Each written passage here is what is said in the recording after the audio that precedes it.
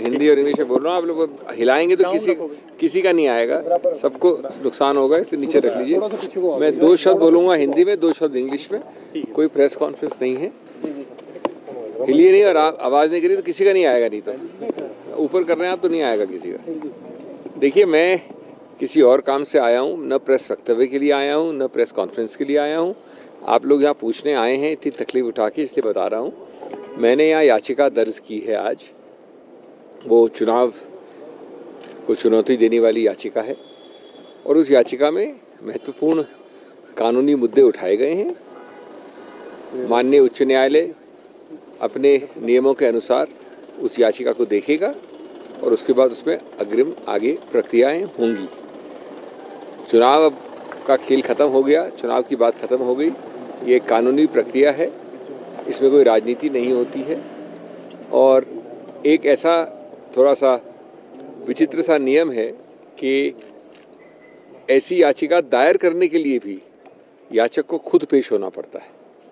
आमतौर पे दायर करने के लिए खुद पेश होना आवश्यकता नहीं होती है, लेकिन चूंकि नियम ऐसा है इसलिए मैं आया हूँ, नहीं तो मैं आने का कोई शायद आवश्यकता भी नहीं होती इस वक्त। बाकी क्या होगा वो बात की बात है, जब ये माननीय उच्च न्यायालय इसको देखेगा और इस पर एक्शन लेगा। सर, किस तरह की याचिका का जो मूल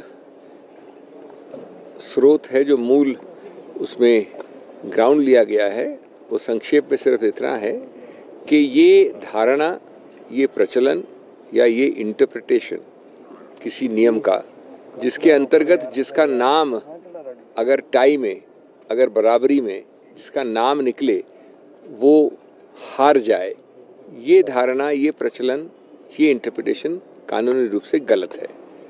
ये आमतौर पे संस्कृति में, सोच में, कॉमन सेंस में जिसका नाम निकलता है, जब 2 ही लोग होते हैं और दोनों में बराबरी होती है, तो जिसका नाम निकलता है उसको जीतना चाहिए। ये जो नियम का इंटरप्रिटेशन दिया गया है किसी के भी द्वारा, वो गलत है, और इसलिए अगर ये इंटरप्रिटेशन गलत है तो जो परिणाम घोषित हुआ वो भी गलत होगा। ये भी मानना है कि जो एक्ट है, जो कानून है, उसमें ऐसा कोई नियम नहीं है।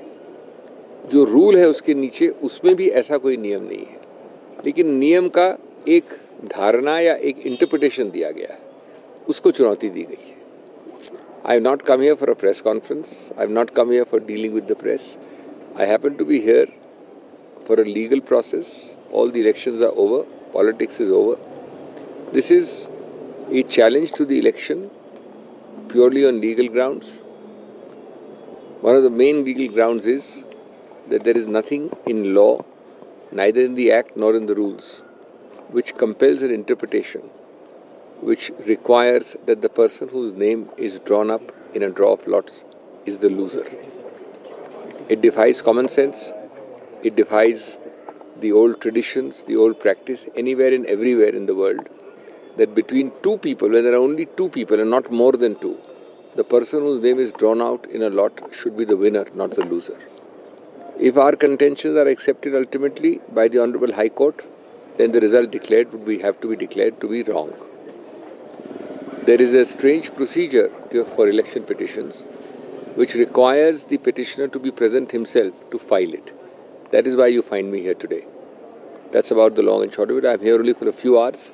And having filed it, I shall be going back to Delhi, and then the legal process will take over. Our lawyers will deal with it in the court. Thank you. Sir, जो आपके प्रस्तावक थे, इस तरह का प्रावधान है कि उनके खिलाफ कोई याचिका हो सकती है या की है आपने? अब वो बातें अलग हो गई, खत्म हो गई। आज प्रस्तावक भी नहीं रहे, वोटिंग भी नहीं रही, क्योंकि वो डिस्क्वालीफाई हो चुके हैं। आज की बात कोई दूसरी बात है। ठीक है।